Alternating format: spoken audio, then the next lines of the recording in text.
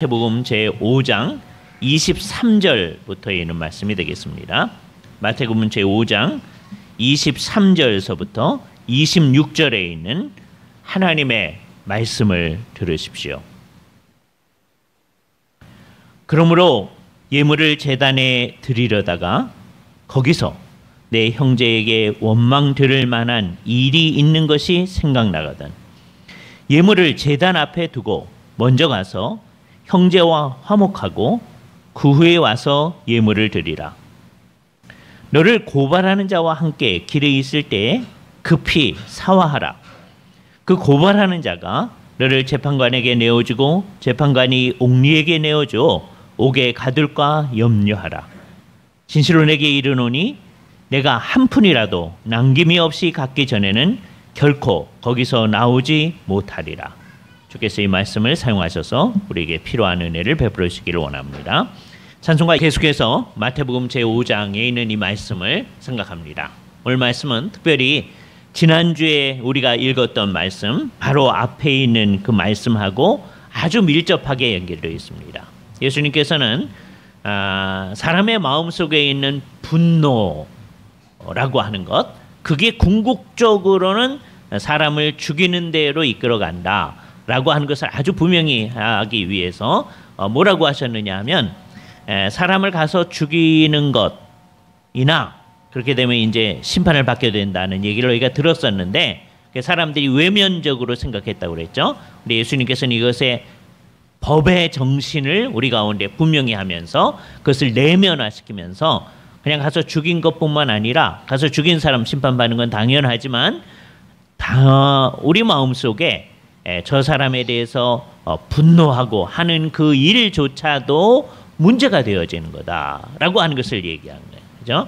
그래서 예수님께서는 사실은 우리에게 있는 바깥으로 나타난 것뿐만 아니라 내적인 감정, 마음, 생각까지의 문제를 다 드러내 주신 겁니다.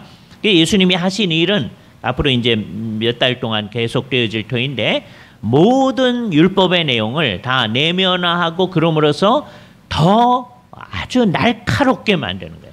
그 본래의 뜻을 우리에게 드러내 주시는 거예요.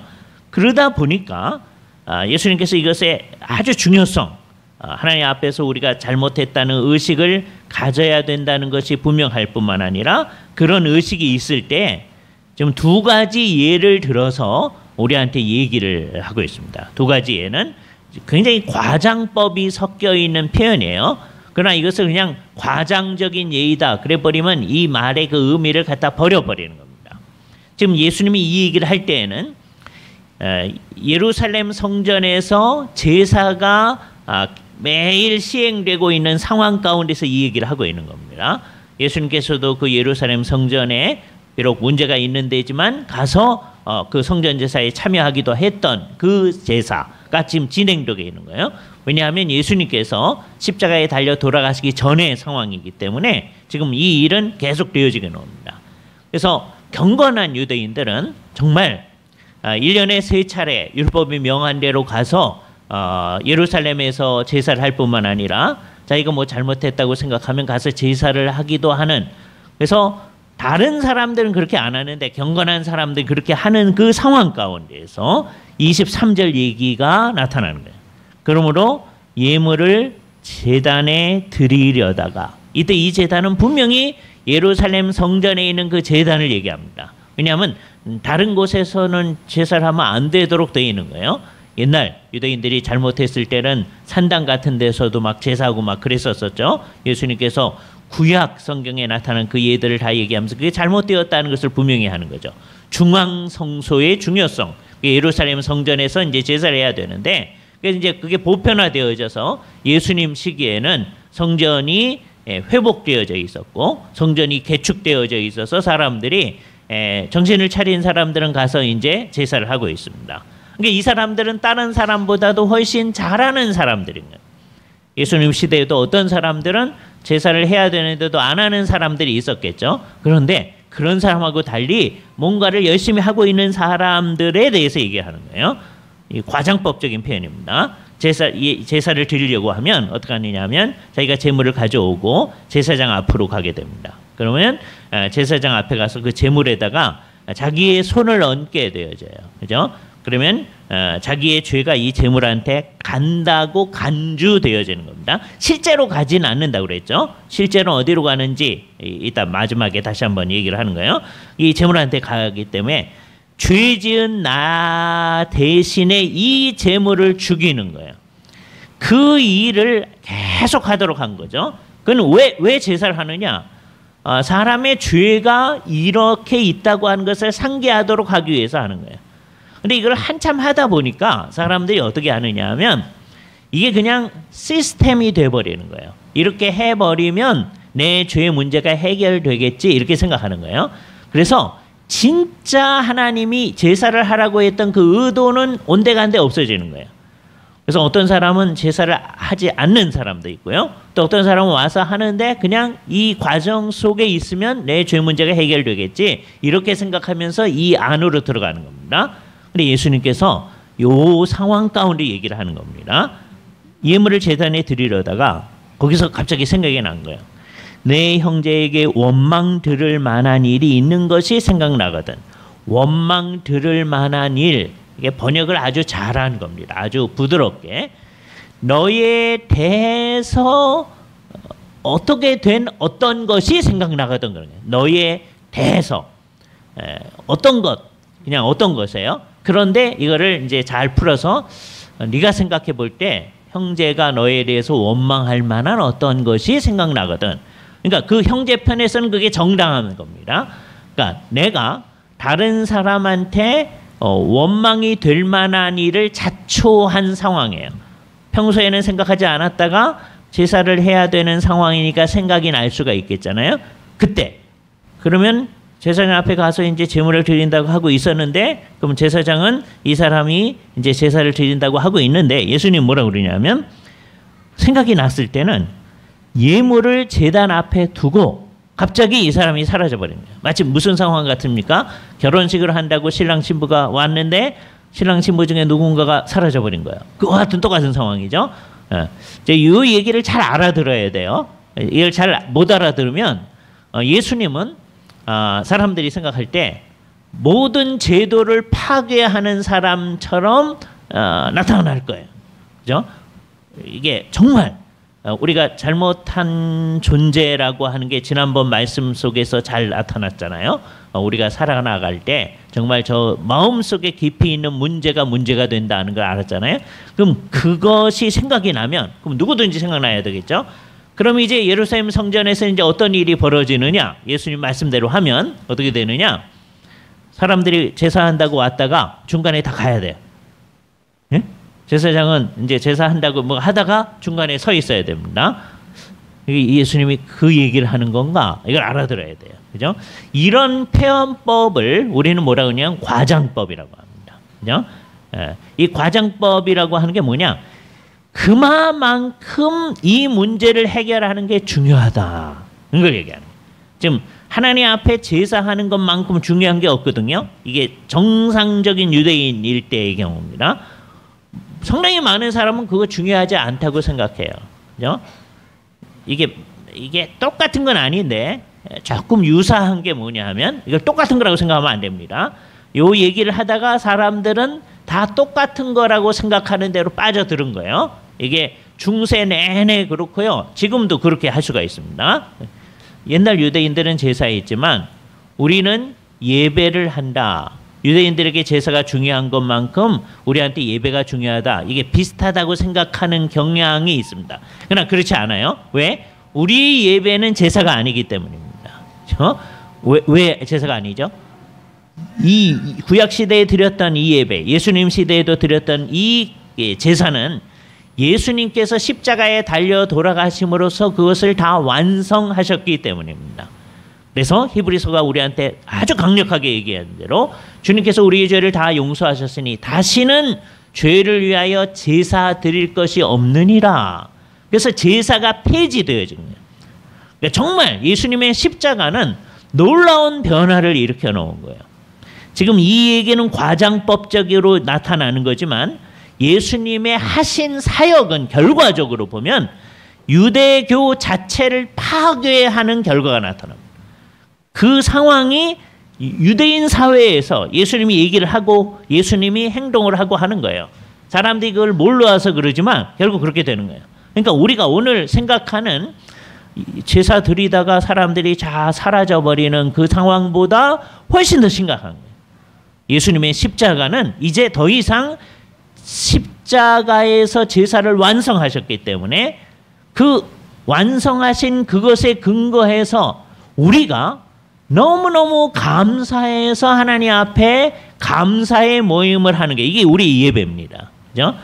그래서 혹시 제사란 말을 붙이려면 감사의 제사 그 말은 있을 수가 있어요. 근데 그 말도 안 쓰는 게 좋아요. 왜냐하면 자꾸 오해가 되어지기 때문에 성경에서 그 말을 썼기 때문에 우리는 쓸 수 있어요. 우리가 이렇게 주일날 모여서 예배하는 거 왜 하느냐? 그냥 이거 하면 뭐 좋다 그래서 하는 게 아니고 주께서 우리를 위해서 이 모든 것을 완성하시고 우리의 죄 문제를 해결하신 것에 대한 감사 때문에 이렇게 하는 거예요. 그러니까 이거는 마땅히 해야 할 일로 하는 거예요. 그죠? 근데 이제 사람들이 자꾸 오해를 해가지고 구약 시대의 제사와 신약의 이 예배가 비슷하다고 생각하기 때문에 요 말을 들으면서도 상당히 많은 사람 머릿속에 이렇게 생각을 합니다.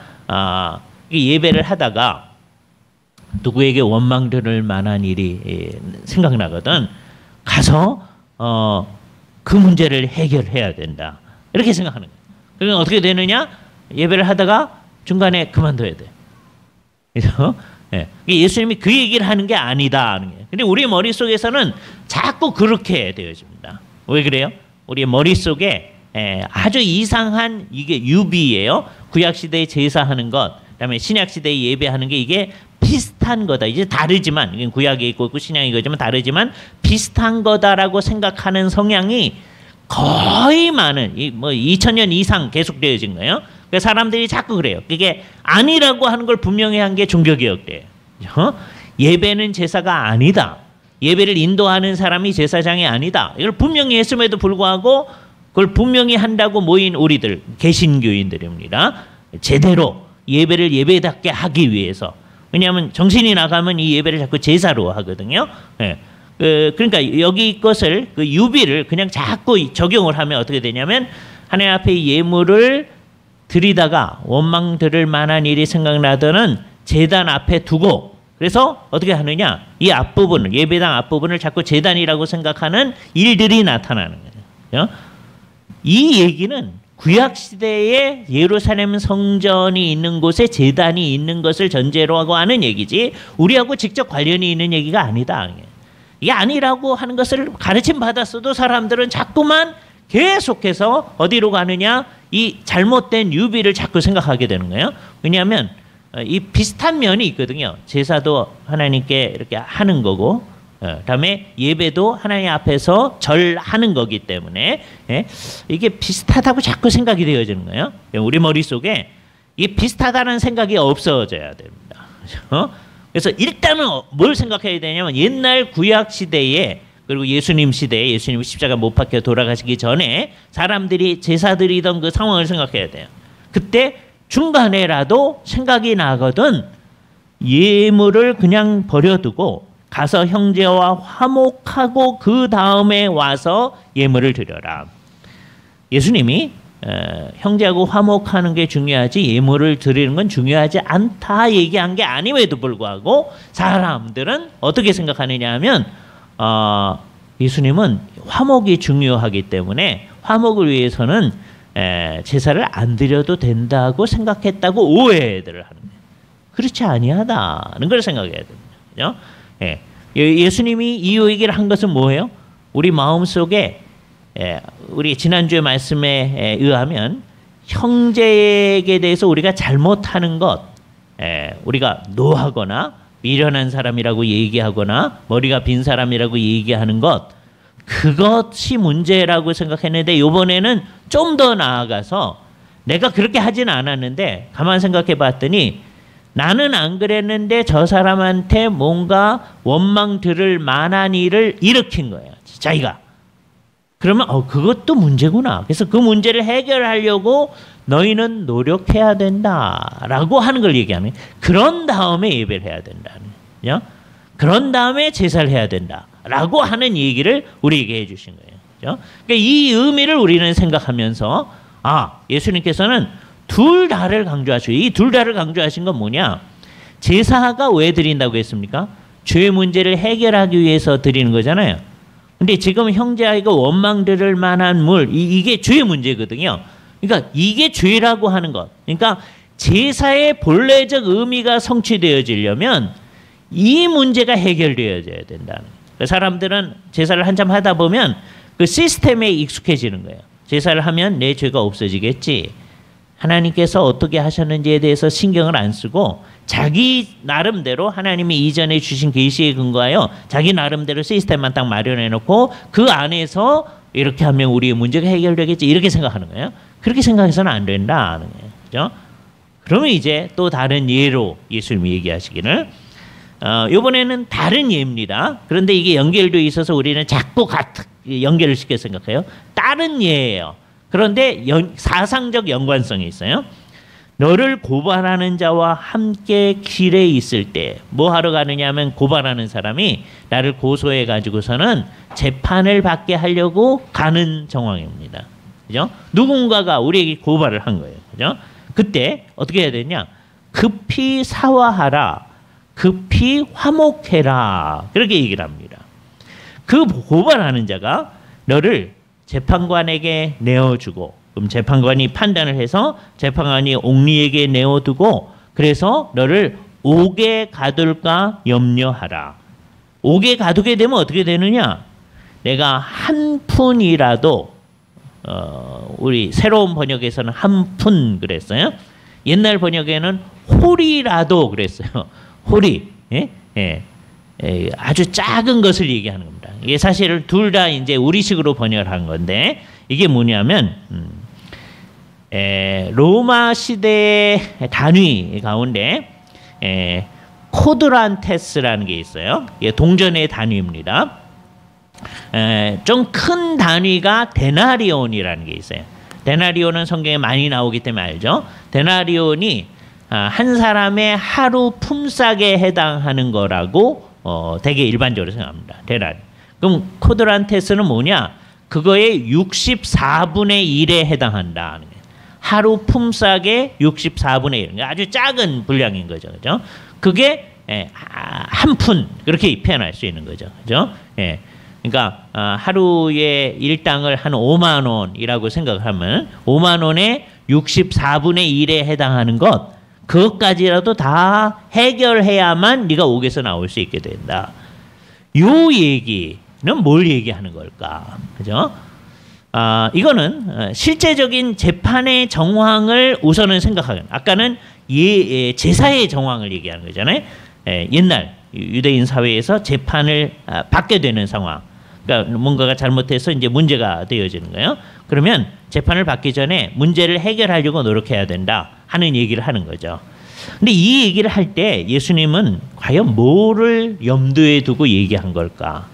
이 중에서 우리는 뭐를 좀 생각해야 되냐면, 함께 길에 있을 때라는 말을 우리가 오늘 좀 강조해서 생각하려고 합니다.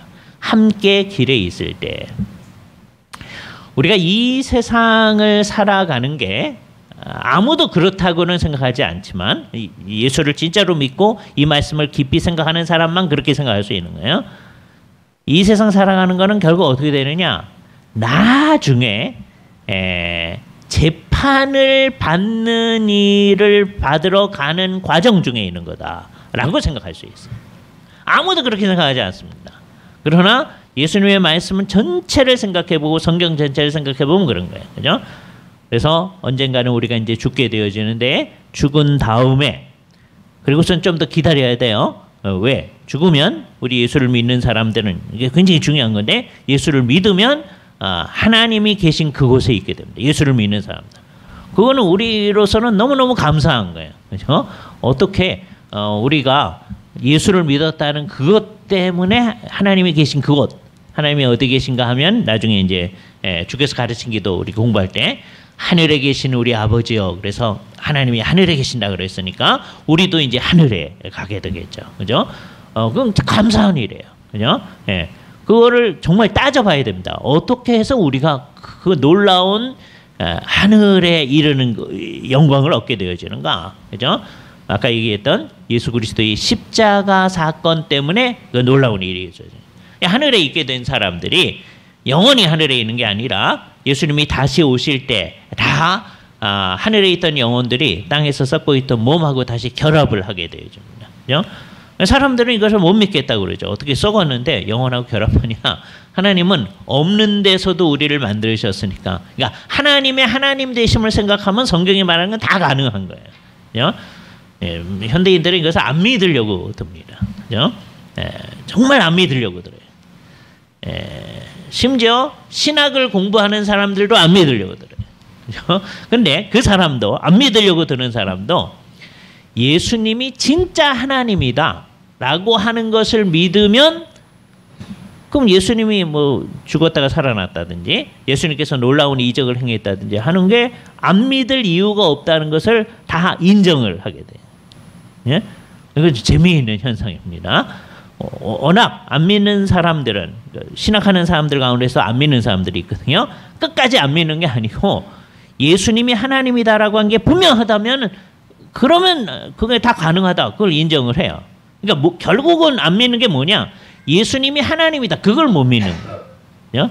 그 대표적인 게 제 박사학위 지도교수입니다. 예, 이제 우리 논의를 하면서 이제 예수님이 하나님이라는 게 분명하다면 그분이 얘기하는 거예요. 하다면 뭐 예수님이 부활할 수도 있고 예수님이 놀라운 성경이 말하는 모든 이적을 행할 수 있다. 그래요.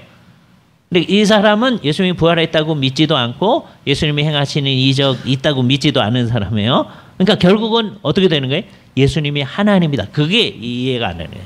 그걸 안 받아들이는 거예요. 그죠? 그러니까 그걸 안 받아들이니까 나머지 모든 게 안 됩니다. 그러나 그게 사실이라면, 그러니까 우리 몸이 썩어도 나중에 하늘에 있던 영혼과 같이 결합할 수 있다. 하나님이 그렇게 하시면 할 수 있는 거죠. 예수님이 하나님이라면 성경이 그걸 얘기하니까 우리는 그렇게 믿는 거란 말이에요.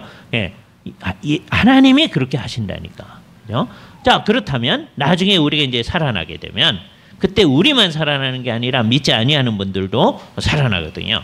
그래서 전부 다 심판을 받게 됩니다. 큰 자로부터 작은 자로까지 다 심판을 받게 돼요. 그러니까 우리가 이 세상의 삶에서 산 모든 과정에 대해서 심판을 받게 되죠. 그건 이 세상에서 받는 심판하고 성격이 다른 거예요. 그거는 아주 제일 공정한 심판이 되어질 겁니다. 그죠? 그래서 이제 우리는 그를 의식하며 살게 되어지는 거예요. 그래서 이 세상의 삶의 과정이 어떤 거냐? 이제 예수님의 말씀을 비춰서 보면 사람들하고 이 심판을 받으러 가는 길에 있는 상황이다. 그죠? 그렇게 생각한다면, 근데 이 심판은 나중에 이제 따져보면, 예수님의 말씀 전체를 비춰 따져보면, 모든 사람이, 만일 하나님이 여기 대해서 무슨 관여를 실제로 안 하셨다면, 예수님의 십자가를 통해서 관여를 안 했더라면, 모든 사람이 다 정죄를 받게 되어지는 심판이에요. 한 사람도 빠짐없이.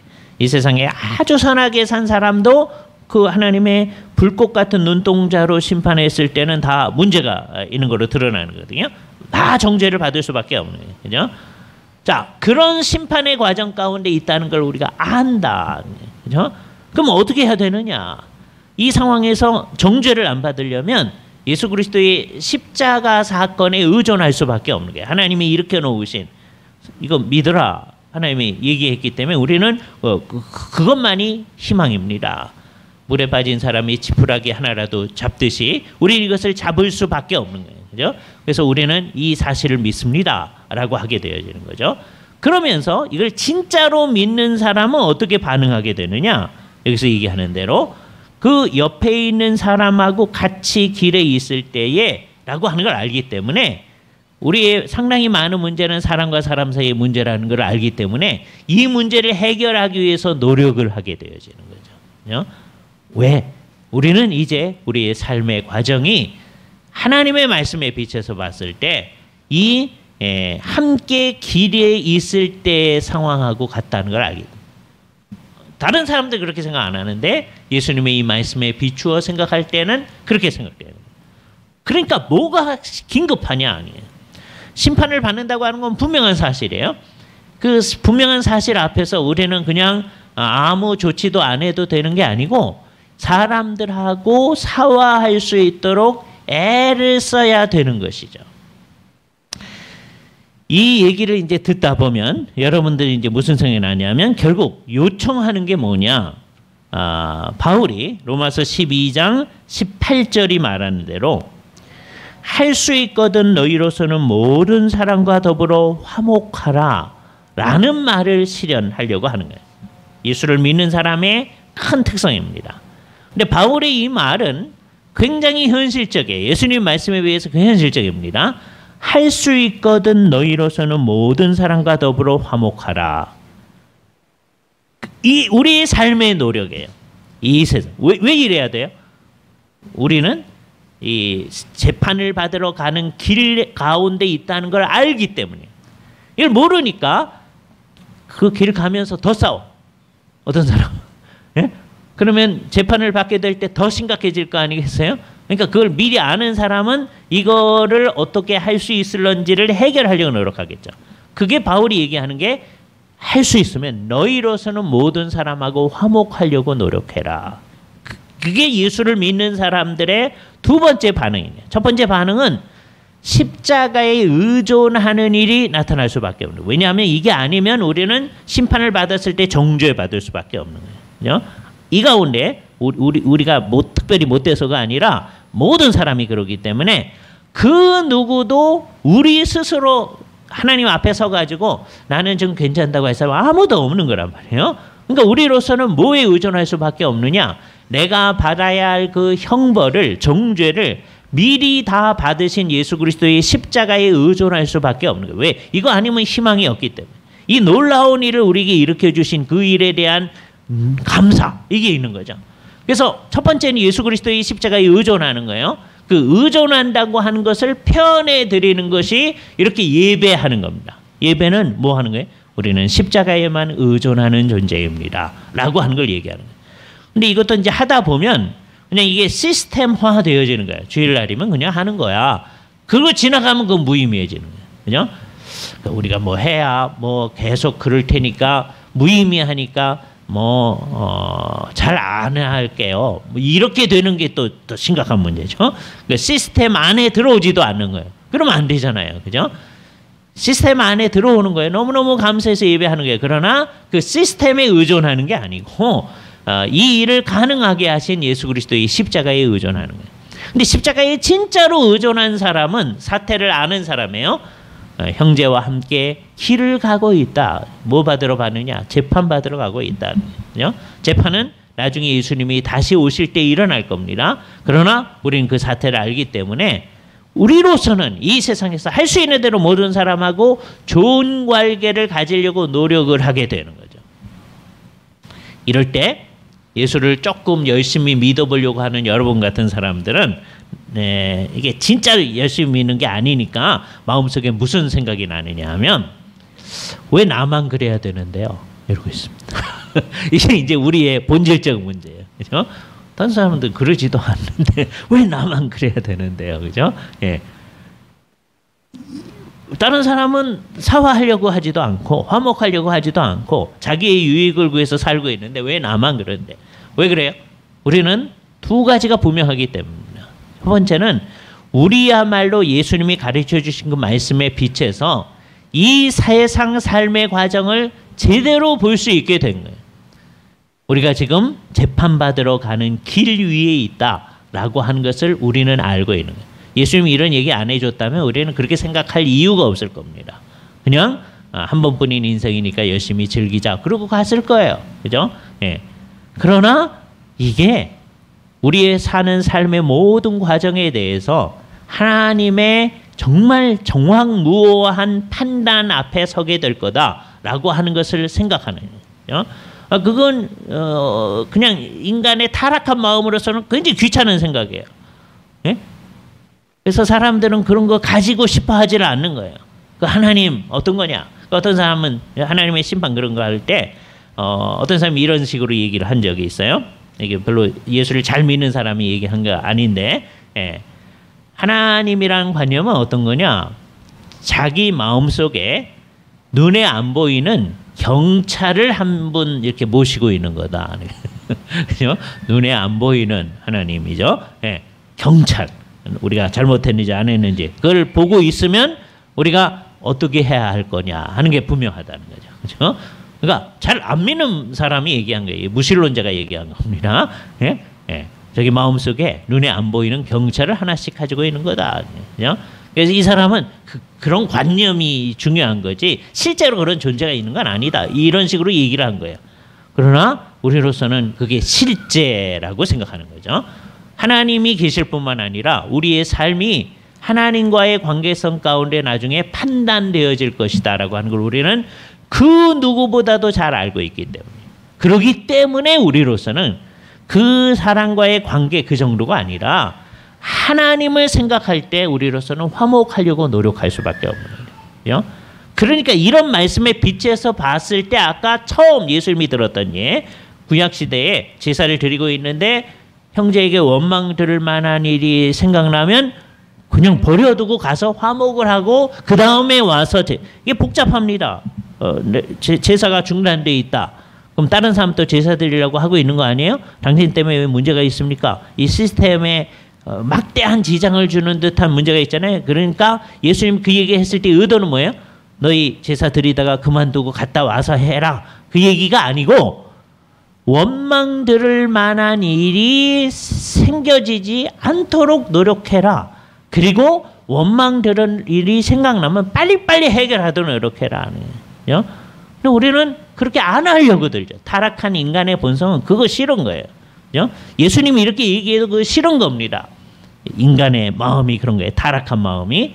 그러나 예수님이 말씀 앞에서 우리가 이거를 생각하는 거예요. 더군다나 우리가 이렇게 할 수 있는 더 강한 해결책은 뭐냐? 우리의 죄를 용서하셨다는 예수 그리스도의 십자가 사건입니다. 예수님이 다 용서하셨는데 우리는 어떻게 할 거냐? 이건 앞으로 이제 더 자세히 나올 거예요. 예수님의 용서를 진짜로 받아들인다면 결과적으로 나타나야 할 해결책이 있는 거죠. 우리는 예수님의 이 모든 말씀에도 불구하고 우리 주변에 이렇게 방어책을 딱 이렇게 만들어 놓습니다. 그죠? 요즘에 이제 SF 영화나 뭐 이런 데서 표현한 대로 쉴드를 쳐요. 이렇게 방어막을 쳐요. 그래가지고서는 우리는 이 예수님의 말씀, 하나님의 그 의도가 우리한테 전혀 들어오지 못하게 딱 하는 거예요. 예수를 안 믿는 사람은 안 믿는 사람도 들어오지 못하게 하고요. 예배를 하는 우리들조차도 이 얘기를 아까 제가 과장법이라고 그랬잖아요. 그러니까 마음속으로 어떻게 하냐면 그 과장법이에요. 그러니까 그렇게 안 해도 돼요. 이런 식으로 가려고 하는 거예요. 예? 이렇게 하면 우리는 예수님의 말씀이 우리 안으로 스며들지 못하도록 하는 거다. 우리는 진지하게 이 말씀을 생각해야 됩니다. 그래서 화목의 우선성, 오늘 설교의 제목을 붙인다면 그 얘기를 해야 돼요. 그죠? 화목의 우선성. 이 화목은 그냥 우리끼리 좋은 거 얘기하는 게 아니다.